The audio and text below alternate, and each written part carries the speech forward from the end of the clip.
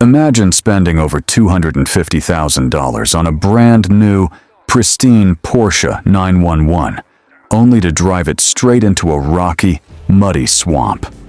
For most sports car owners, that sounds like an absolute nightmare. A single scratch on a bumper can cost thousands of dollars to fix. But what if I told you that Porsche actually engineered a specific 911 to do exactly that? Not just survive the dirt, but absolutely dominate it. This is the story of the Porsche 911 Dakar. A car that defies all logic, breaks every single rule of traditional sports car design, and proves that sometimes the craziest ideas make for the most legendary machines. To understand why this car even exists, we have to rewind the clock back to the 1980s. Specifically, 1984. The Paris-Dakar Rally was, and still is, one of the most brutal, unforgiving endurance races on the planet. Competitors drive thousands of miles across the scorching Sahara Desert, battling massive sand dunes, hidden rocks, and extreme exhaustion. Naturally, you would expect rugged off-road trucks to dominate this race. But Porsche decided they wanted to enter a sports car. They took their iconic 911, added an experimental all-wheel drive system, jacked up the suspension, and handed the keys to their factory drivers. Everyone thought they were completely insane. But then, they won. They did not just finish the race, they took first place overall. That legendary victory cemented the off-road capability of the 911 in automotive history forever. For decades, fans begged Porsche to build a modern version of that rally-winning champion. And finally, after years of rumors and secret testing, they delivered. But they didn't just put bigger tires on a standard car. The engineering that went into the modern Dakar edition is nothing short of mind-blowing. Let us start with the stance. The moment you look at the car, you realize it sits significantly higher than a normal sports car. The engineers raised the entire chassis by a full 2 inches. But they knew that would not be enough for real off-road trails. So, they installed a custom hydraulic lift system on both the front and rear axles. With the push of a button, the entire car rises another 1.2 inches. That gives this 2-door sports car the exact same ground clearance as a traditional sport utility vehicle. You can literally drive over boulders, deep ruts, and massive speed bumps without ever scraping the bottom. But height is useless without the right shoes.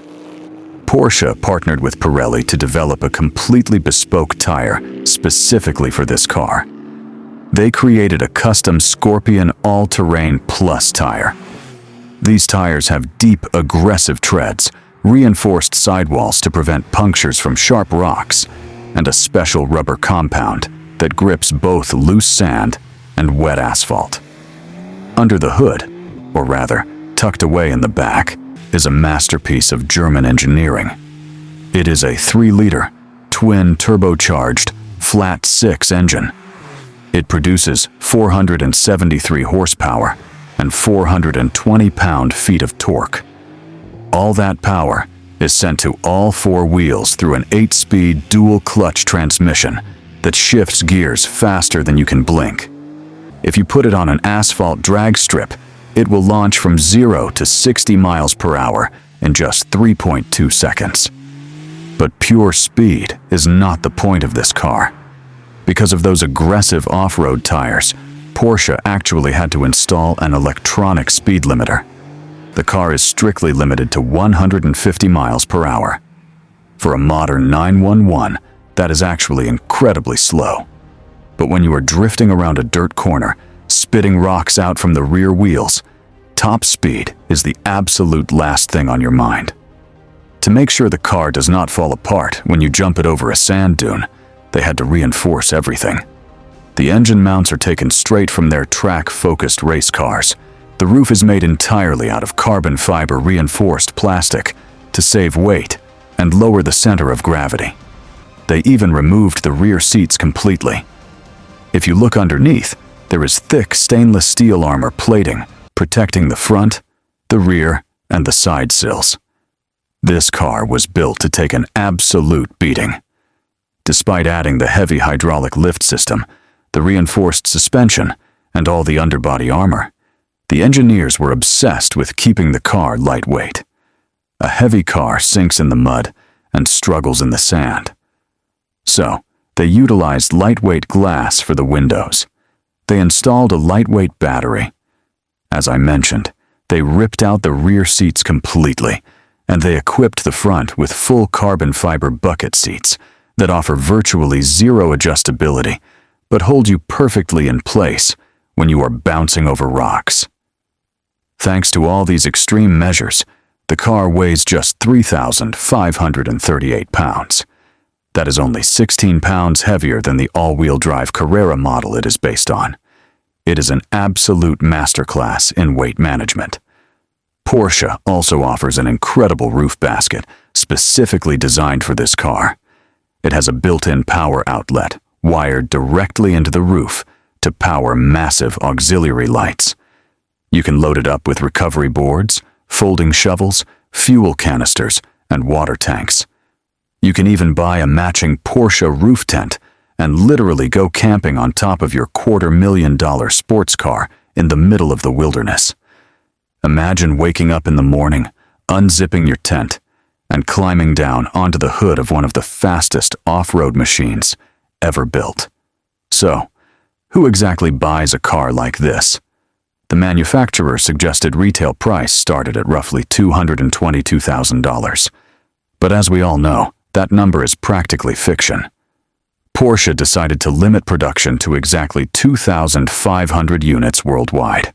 Because it is so rare, wealthy collectors immediately bought every single allocation. If you want to buy one on the second-hand market today, you are going to pay a massive premium, easily pushing the total cost well over $300,000. And that brings us to the ultimate irony of the Dakar. It was engineered by some of the smartest minds in the world to be driven through the absolute worst conditions imaginable. It practically begs to be covered in mud, scratched by branches, and launched into the air. Yet, because it is so expensive and so rare, the vast majority of these cars will spend their entire lives sitting in climate-controlled garages. What do you think? If you had $250,000 to spend, would you buy this off-road monster and actually take it into the wilderness? Or would you be too afraid to scratch the paint? Let me know your thoughts down in the comments right now. And if you enjoyed diving deep into this crazy engineering marvel, make sure you hit that subscribe button, leave a like on this video, and turn on notifications so you never miss another deep dive into the most insane machines on the planet. I will see you in the next one.